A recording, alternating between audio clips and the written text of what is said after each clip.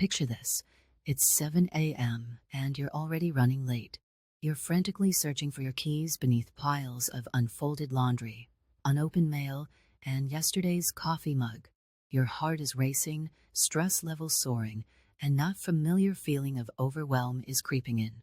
You promise yourself that this weekend, you'll finally get organized, the same promise you made last weekend and the weekend before that. But what if I told you that the solution isn't about cleaning more or buying more storage containers or even spending entire weekends organizing? What if I told you that the real solution is about fundamentally changing how you exist in your space? I discovered something that transformed not just my home, but my entire life.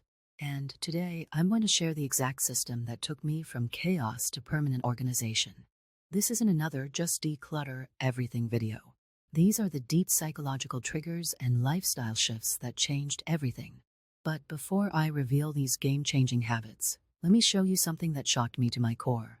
The average person spends 3,680 hours of their life searching for misplaced items. That's 5 months of your life gone. But here's what's really interesting. Research from the National Association of Professional Organizers revealed that 80% of the clutter in our homes isn't from a lack of space or storage. It's from our daily habits and psychological patterns that we've never learned to recognize, let alone change. Before we continue, if you enjoy learning about life-changing home organization techniques, make sure to click that subscribe button. This is the best way for you to support our work. Thank you very much, and let's continue. Let's start with the first habit that revolutionized my mornings, the 60-second rule. But this isn't just about doing quick tasks immediately. It's about understanding the profound psychological impact of tiny decisions. When neuroscientists studied decision-making patterns in organized versus disorganized homes, they discovered something fascinating. Every time we postpone a small task, our brain creates a mental burden that accumulates throughout the day. It's like carrying an invisible backpack that gets heavier with each postponed decision. Think about your morning routine. You wake up and immediately, you're faced with dozens of micro-decisions. Should I make the bed now or later? Where should I put my pajamas? What about that empty water glass from last night? Each postponed decision adds weight to that mental backpack. But here's where the 60-second rule becomes transformative. By immediately handling any task that takes less than a minute, you're not just organizing your space, you're literally rewiring your brain's decision-making pathways. Let me show you exactly how this works in practice. When you walk through your front door, you have a choice. You can drop your coat on the nearest service, creating what I call a decision debt that you'll have to pay later, or you can take 20 seconds to hang it up properly. Those 20 seconds aren't just about the code. They're about training your brain to make organized choices automatically. And this is where most organization advice gets it wrong. They focus on the physical act of organizing, but they completely miss the psychological transformation that needs to happen for lasting change. But the 60-second rule is just the beginning. The second habit, the strategic zone system, completely revolutionizes how you think about your space. Most people organize their homes based on traditional room purposes, but this ignores how we actually live in our spaces. Your home isn't just a collection of rooms, it's a dynamic ecosystem of activity zones that either support or sabotage your daily life. Let me explain the psychology behind this. Our brains naturally create neural pathways based on repeated behaviors. When you consistently perform certain activities in specific areas, your brain creates what neuroscientists call spatial memory patterns.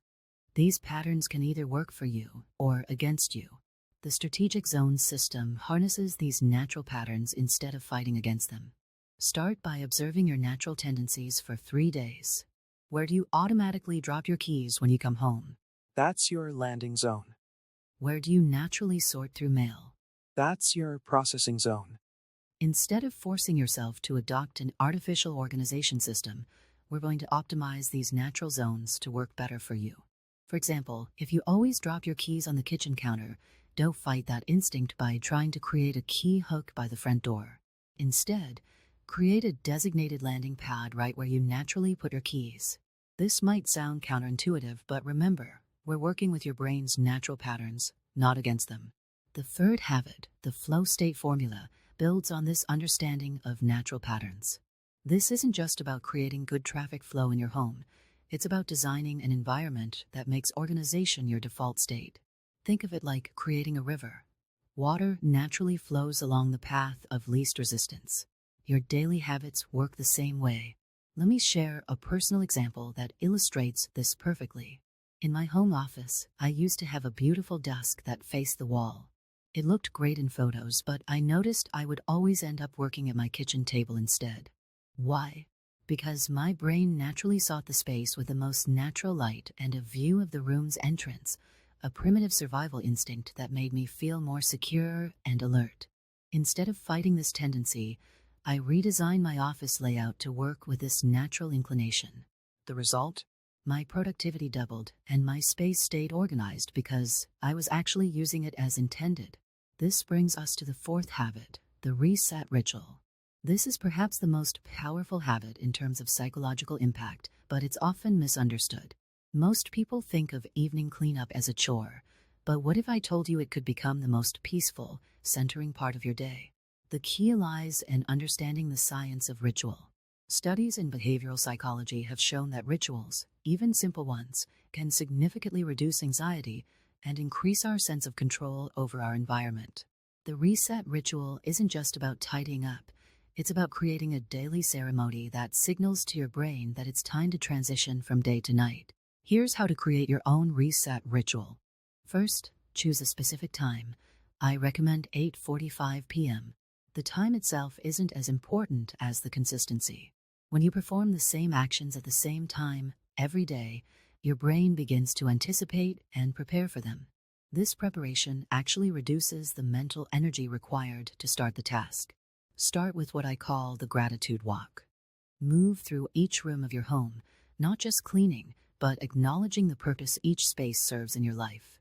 As you straighten cushions in the living room, think about the conversations and relaxation this space enables. As you clear dishes from the kitchen, appreciate the nourishment this space provides. This mindfulness component transforms a mundane task into a meaningful ritual. The fifth habit, the invisible clutter rule, addresses what I consider the most insidious form of disorder, decision clutter. This is different from physical clutter. Decision clutter consists of all the items in your home that force you to make decisions every time you look at them. That pile of papers you need to sort through, decision clutter.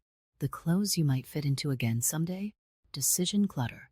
The craft supplies for projects you might start, you guessed it, decision clutter. The solution isn't about storage, it's about decisive action. Every item in your home should either actively serve your current life or be released to serve someone else's. This isn't about minimalism, it's about intentionality. Keep what truly serves you, not what you think should serve you. Let's move on to the sixth habit, the energy map method.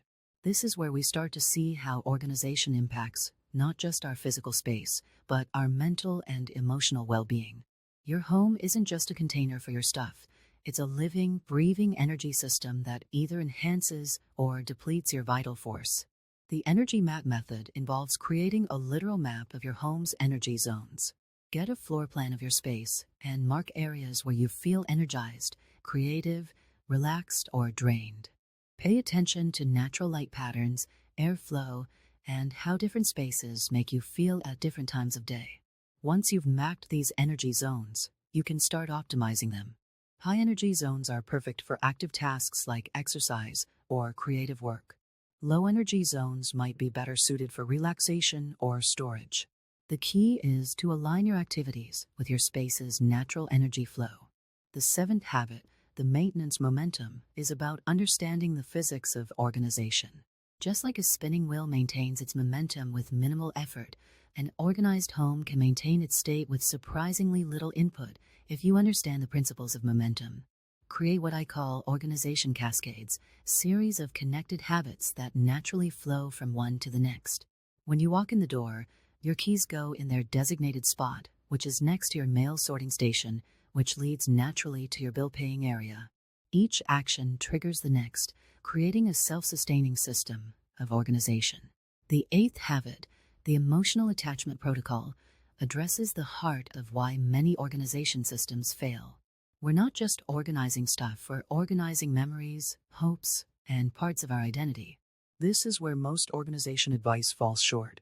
They tell you to just get rid of what you don't need, but they don't address the complex emotional attachments that make that so difficult. I've developed a 3-step protocol for handling emotional attachments to objects. First, acknowledge the emotion without judgment. That old t-shirt isn't just fabric, it's a memory of a special time in your life. Second, separate the memory from the object. The memory lives in you, not in the shirt. Third, create a meaningful transition ritual. This might mean taking a photo of the item, writing about its significance, or finding a way to honor its meaning while letting go of its physical form. Finally, the 9th habit, the Future Self Framework, is about understanding that organization isn't just about creating order in the present, it's about caring for your future self. Every organizational decision you make is either a gift or a burden to your future self. Think about tomorrow you walking into your home after a long day. What environment would be most welcoming? What small actions could today you take to make tomorrow you's life easier? This isn't just about practical organization. It's about cultivating a relationship of trust and care with yourself. When you start thinking this way, organization becomes an act of self-care rather than self-discipline. It becomes about creating space for your life to unfold beautifully rather than just containing chaos. Every organized drawer, every clear surface, every systematic routine is a message to your future self saying, I care about you. I want to make your life easier. These 9 habits aren't just about creating an organized home. They're about transforming your relationship with your space and, by extension, with yourself. Start with just one habit. Watch how it ripples through your life. Notice how it affects not just your physical environment, but your mental clarity, your emotional well-being, and your daily peace. Remember, an organized home isn't about perfection. It's about creating space for what truly matters in your life. It's about designing an environment that supports your best self and nurtures your deepest aspirations. The journey to permanent organization isn't just about tidying up. It's about tuning in to your natural rhythms, honoring your needs, and creating systems that work with you, not against you. Thank you for joining me on this journey of transformation. If this video resonated with you, please give it a thumbs up and share it with someone who might need these insights. Don't forget to subscribe for more life-changing home transformation techniques. Your space shapes your life. Make it beautiful. Until next time, remember that every small choice you make today is creating the life you'll live tomorrow. Make those choices count.